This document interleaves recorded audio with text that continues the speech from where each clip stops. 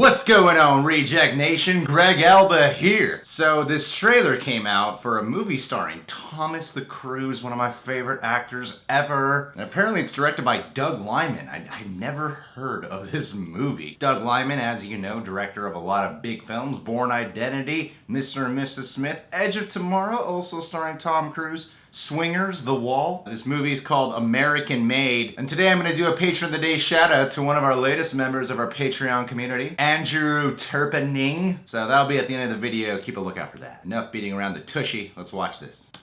This is the United States Drug Enforcement Agency.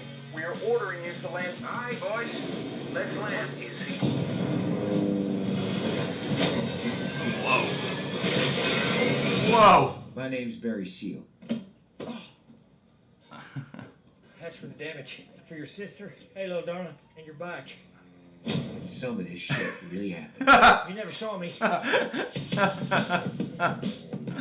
of your class in the Civil Air Patrol. A fellow like you shouldn't be flying buses. Welcome to Miami. Welcome to Bakersfield. Haven't you ever wanted something more, Barry? You should be serving your country. You're CIA. What? We need you to deliver stuff for us. Oh, this is legal? If you're doing it for the good guys?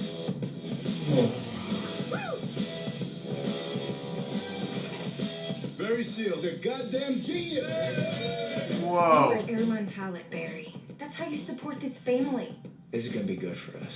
Is this all legal? You trust me? No. We're expanding operations, Damn Barry. Americans.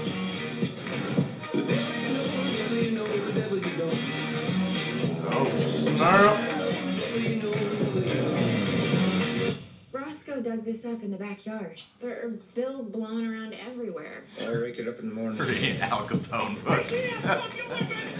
Guns, drugs, money laundering. Did y'all know the caddies have more trunk space than any other car? I'll give each and every one of you a caddy for your troubles. So I'm gonna walk out of here. There ain't a damn thing any one of you can do about it. He's free to go. Wait a minute.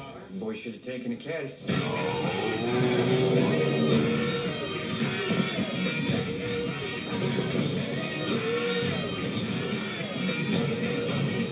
I was working for the CIA, the DEA, and Pablo Escobar. 1,500 kilos. That's 1,500 kilos, Barry, in one go. Get it done.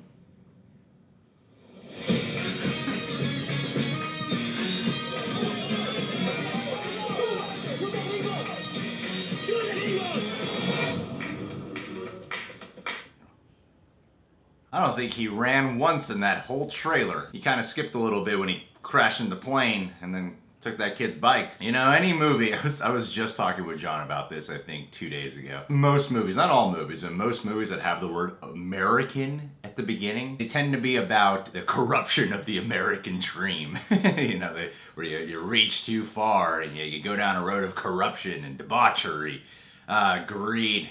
Greed is so much fun in these movies. What I'm really excited for is that Tom Cruise is not doing, this is not an action movie. I mean, every once in a while he does a movie where he's not doing any action, like Tropic Thunder. And he did that one movie, I think Lions for Lambs, I think, with Robert Redford and Meryl Streep. Tom Cruise, he's a fantastic actor, and I feel like that, you know, he's one of our best action stars that we have around today. I think it's really neat that he's doing this film that is a biopic, where it's just not an action film, it's just a full-on performance.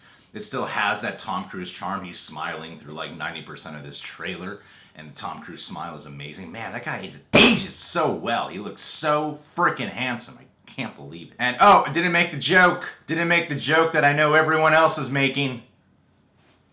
Is this what Maverick is doing after Top Gun? Huh? It's funny. Because he's a pilot in this movie, too. It's hilarious. And the Doug Liman direction, the cinematography is felt. You know, he doesn't always use handheld, but whenever he does have his shots handheld, it looks like the Doug Liman type of handheld cinematography. I know the credit goes to a cinematographer as well. And I do like these kind of stories of, you know, the corruption of the American dream. You know, Wolf of Wall Street, Lord of War. You even get some War Dogs vibe in here. Some Narcos in there for sure. Pablo Escobar.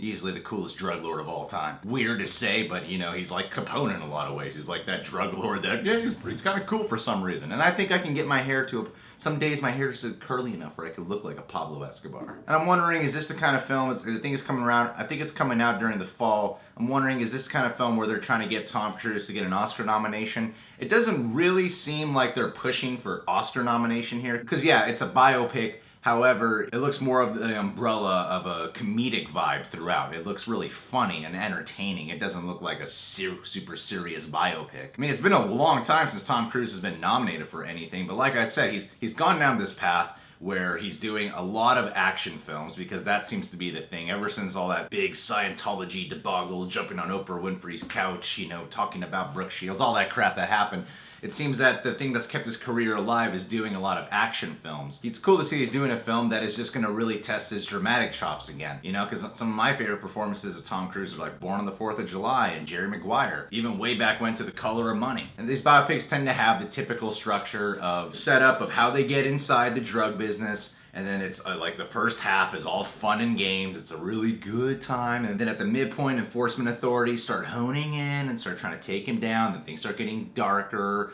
you know, less fun. The relationship probably starts to crumble. And then by the end of it, he gets caught, or he, you know, goes into a witness protection program or something. Either way, this is one of those stories that's about a journey, not about the end result. Because obviously, being a biopic, I could just Wikipedia who this guy is and find out the whole story there, or maybe there's a biography book out there that I could read.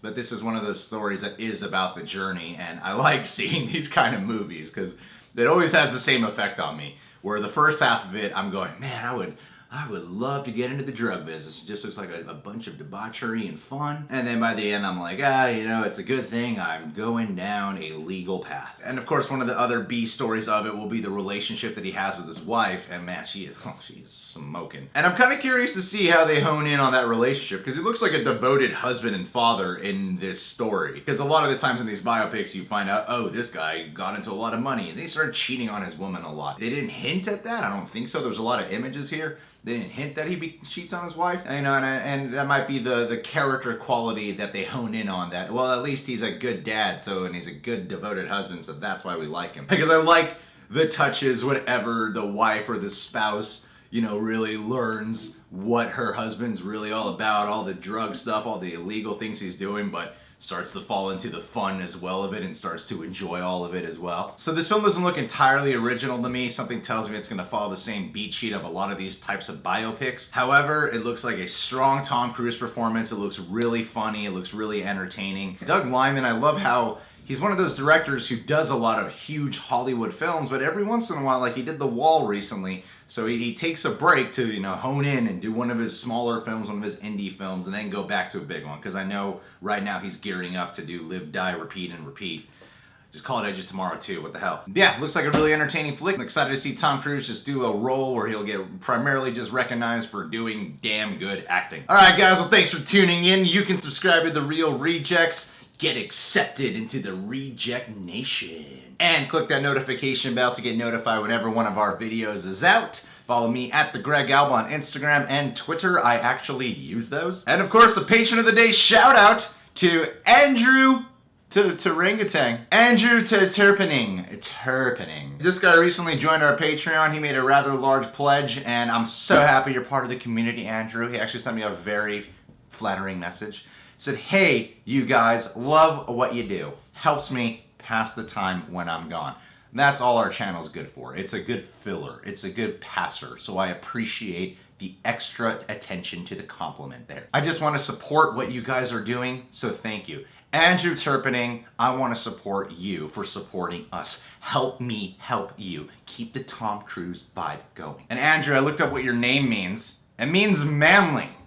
It means manly. Well, Andrew, there's nothing more manly than two men both going at it. You know, it's not real man to go up to a woman, approach her, try to sleep with her. No, that's not a real man. That's for pussies. You and I, Andrew, we're gonna get manlier than ever. That's what I do for people who pledge high on Patreon. I insist that we have gay manly sex. Feel my stare. Feel it. feeling it, Andrew?